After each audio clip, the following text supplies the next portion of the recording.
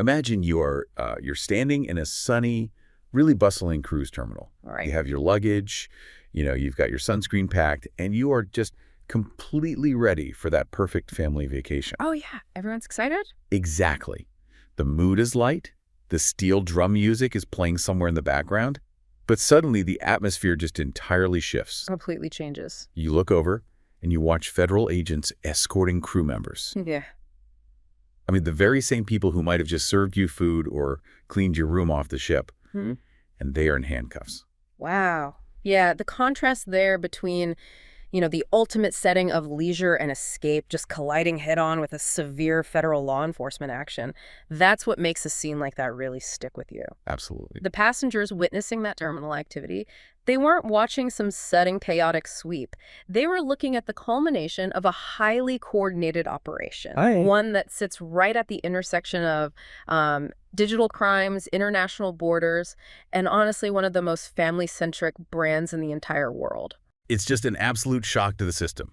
It feels a bit like, I don't know, finding out the friendly neighborhood crossing guard is suddenly the target of a federal sting. Yeah, that's a great way to put it. You just don't know how to process it. Yeah. But that is exactly what happened at the port of San Diego. And welcome to today's deep dive. We are diving into this massive multi-day operation targeting child sexual exploitation materials, specifically among cruise ship employees. It's a heavy topic, but a really important one. It really is. Our mission today is to unpack the hard facts of this enforcement action, look at the absolute jurisdictional nightmare of maritime law. Oh, it is a nightmare. Totally. And we want to examine the massive reputational and systemic implications for the global cruise industry, because the visceral shock experienced by those passengers, well, it really demands that we step back and look at the hard data. Right, the data of what exactly law enforcement was doing on those docks. Exactly, between April 23rd and April 27th. Well, looking at the logistical footprint over those few days really gives you a sense of the scale. I mean, U.S. Customs and Border Protection agents boarded 8 different cruise ships. 8 ships. That's huge. Right. 8 ships docked at the port of San Diego. And that requires immense coordination with port authorities, the cruise lines themselves, and multiple federal agencies. Yeah, you don't just walk onto 8 cruise ships without a plan. No, you definitely don't. During that time, they conducted targeted interviews with 28 specific crew members. Oh, wait. And these workers were from a variety of countries. We're talking places like the Philippines, Portugal, Indonesia. Which, to be fair, is fairly standard for the highly international makeup of a cruise ship crew, right? Oh, yeah, completely standard. But the critical data point here, the thing you really have to focus on, is the outcome of those interviews. Right. Out of the 28 crew members interviewed by federal agents, an overwhelming 27 were allegedly linked to illegal materials involving minors. Yeah. We are talking specifically about receiving, possessing, transporting, distributing, or viewing child sexual exploitation materials. Okay, let's unpack this because, wait, 27 out of 28. Yeah, 27. That math makes absolutely no sense for a random sweep. I mean, you don't just knock on random cabin doors and get a 96% hit rate for a specific digital crime. No, you really don't. How did they know exactly who to talk to? Well, a near-perfect correlation rate like that entirely rules out a random search. Right. The agents knew exactly who they were looking for before they ever set foot on those gangways. They had to. Based on the sources, Homeland Security investigations reportedly linked this operation to intelligence directly from the National Center for Missing and Exploited Children. Oh, wow. Yeah. This means there was a digital trail, whether that's a logged IP address, specific account activity, or file sharing signatures. And that trail led right to those specific individuals on those specific ships. So they were tracking the data long before the ships ever pulled into California. Exactly. And what's telling is what the agencies are refusing to say. What do you mean? Well, officials have completely declined to comment on whether the investigation involved seized devices or external intelligence reports. Interesting. Yeah, in the realm of digital forensics and law enforcement, that kind of strategic silence usually implies deep prior digital monitoring. Ah, I see. Because if they talk about it, Right. If they reveal how they knew those 27 individuals were accessing or sharing illicit materials, they risk exposing their intelligence gathering methods. Two other bad actors. Exactly. To other people still operating on the digital high seas. They had the digital signatures mapped out long before the physical raid took place. Which is why they bypassed dozens of other ships Yeah. and walked directly onto specific ones. You got it. And the fact that they walked onto specific ships brings us to the most publicly scrutinized target of this entire raid. And that's the Disney magic. Yeah. The Disney ship. Because among those detained in this highly targeted strike were employees of Disney Cruise Line. And, I mean, that detail entirely changes the temperature of the public reaction. It really does. It takes it from a standard law enforcement story into a massive corporate crisis. The corporate implications are just massive because of the specific currency Disney trades in. Right. I mean, you have passengers actively reporting to the media that the detained employees have been interacting with guests and families just hours before the raid. Oh, that makes my stomach turn. It's awful. They were serving food, interacting with children, and then just hours later, they were walked off the ship in handcuffs by federal agents. Because when you hear the name Disney, you think of the ultimate safe, family-oriented bubble. Exactly. It's a brand built entirely on parental trust. A breach like this is like finding a highly toxic snake inside a guarded fortress. Ooh, yeah. You thought the walls kept you completely safe from the outside world, and suddenly you realized the threat was already inside the gates, wearing the uniform of the fortress guards. What's fascinating here is how quickly this creates an existential threat to the core promise of their brand. Yeah, existential is the word. For a company whose entire business model relies on absolute, unquestioning parental trust, having a digital crime ring allegedly operating in the background of a family vacation, I mean, it is the ultimate corporate nightmare. Completely. The product they are selling isn't really the cruise. The product is the safety and the peace of mind. Right, the feeling of safety. And if that illusion shatters, the business model fractures. Which explains why Disney's response was incredibly swift. According to the public statements released, they immediately emphasized a zero-tolerance policy for child exploitation. As they had to. Right. They instantly terminated the linked employees, and they stated they fully cooperated with law enforcement officials during the investigation. They basically moved immediately to sever ties. Well, from a crisis management perspective, severing ties is the only viable immediate action. You eliminate the physical presence of the accused individuals from the environment, thereby protecting the passengers currently on board.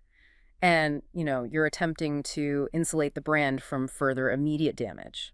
But firing someone is an HR action, not a legal one. That's a very important distinction. Yeah, terminating an employee protects the corporate brand, but it doesn't actually address their legal culpability for possessing or distributing child sexual exploitation materials. No, it doesn't. Which forces us to ask a really difficult question. What actually happens to a foreign national caught with illegal digital materials on a ship in U.S. waters? It's incredibly complicated. Right, because if you or I were caught with those materials in our homes, there would be an immediate arrest and a very public trial. But according to the sources, that is not what happened here. No. The legal outcome of this specific operation is where the narrative becomes incredibly complex. Okay. The detained workers had their visas revoked by U.S. authorities and were subsequently returned to their countries of citizenship. Wait, they were just sent home? Yeah. If you have 27 individuals linked through digital intelligence to something as horrific as child sexual exploitation materials, why are they just having their work visas revoked and being sent away? I know. I mean, if you're listening to this and thinking, why don't they just arrest them on the spot and put them in a federal detention center, you're having the exact same reaction as immigration and child safety advocates. Right. Because deportation without a trial basically feels like passing the buck. And that is a highly contentious issue with two very distinct, deeply entrenched perspectives. Okay, lay them out for us. So on one side, you have immigration advocates criticizing the operation heavily. They argue that these workers were deported before any transparent court proceedings could take place. No trial at all. None. And they point out that law enforcement released very limited public evidence to justify the removals. From their perspective, this is a severe denial of due process. Which makes sense legally. Right.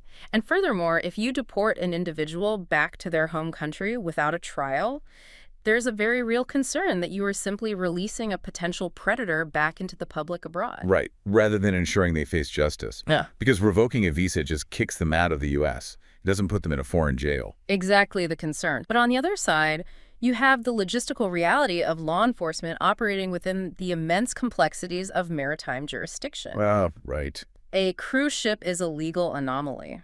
When you are dealing with crimes involving digital evidence on ships sailing under foreign flags, heavily staffed with multinational crews, you are looking at a jurisdictional nightmare. A nightmare that makes immediate domestic prosecution incredibly difficult. If not impossible. I think we need to break down exactly why that is. Because to a layperson, the ship is docked in San Diego. Right. San Diego's in California. California's in the United States. Yeah. Why doesn't U.S. law just apply the second the ropes are tied to the dock? It comes down to the concept of a flag state. A flag state. Yeah. Cruise lines often register their ships in countries like the Bahamas or Panama. Okay, to utilize their specific tax laws and labor regulations, I assume. Exactly. But under international maritime law, that registration means the deck of that ship is essentially considered the sovereign soil of the Bahamas or Panama. Wait, really? The ship itself is foreign soil? Yes. So if an Indonesian citizen working on a ship flagged in the Bahamas downloads an illegal file while the ship is sailing in international waters, and then the ship docks in San Diego, whose laws apply. Wow. That sounds like a law school exam question from hell. It really is. It's a real-world legal bottleneck. See, the United States Customs and Border Protection has the absolute authority to dictate who is allowed into the country. Right, at the border. Therefore, they can easily and immediately revoke a foreign worker's visa because the individual is attempting to enter U.S. territory at the port. Okay, I follow that. That administrative action removes the immediate threat from the ship and gets them out of U.S. waters. But actually building a criminal case that holds up in a U.S. federal court is a completely different standard of evidence. Because the crime didn't technically happen in the U.S.? Or, it's incredibly difficult to prove when and where it happened. Oh, because it's digital. Exactly. To prosecute, law enforcement has to secure the digital chain of custody. They have to prove exactly when a file was downloaded. Was the ship in U.S. territorial waters or international waters? Man, that's complicated. They have to subpoena servers that might be located in a third country. They have to navigate extradition treaties with the ship's flag state and the worker's home country. The bureaucratic and legal friction of managing overlap between 3 or 4 sovereign nations takes years. Years. So the authorities basically take the path of least resistance. Pretty much. The visa revocation is immediate. It gets the person off the ship and away from families today, while the wheels of international justice move exceedingly slow, if they move at all. Officials haven't confirmed if criminal prosecutions will actually happen anywhere, because the legal hurdles are just incredibly high. That administrative removal is often the most guaranteed way to disrupt the immediate activity, but you are entirely correct that this legal bottleneck where severe accusations result in deportation rather than immediate, transparent prosecution, it exposes a massive systemic vulnerability. In how the entire global cruise industry operates. Yes, absolutely. Because we aren't just talking about a handful of bad actors who happen to get jobs on a ship. We are talking about a structural issue with how we police these massive floating cities. That's the core issue. The cruise industry relies on a highly complex global employment system. They recruit from dozens of different countries simultaneously. They operate under those foreign flags specifically for regulatory benefits, and they travel through multiple sovereign borders on a single voyage. And our sources point out that this is not an isolated incident. Right. Past enforcement actions have involved cruise employees exchanging illegal files through encrypted chats while aboard various ships. It's happening a lot. The environment of a modern cruise ship is uniquely susceptible to this. You have the physical isolation of a ship at sea, combined with the relatively recent addition of high-speed satellite internet. Oh, right. Which creates a closed ecosystem with a direct pipeline to the darkest corners of the web. Here's where it gets really interesting. Because policing this is like trying to enforce a town's local traffic laws on an invisible, encrypted internet highway. Oh, that's a good analogy. Right. It's like trying to pull someone over for speeding.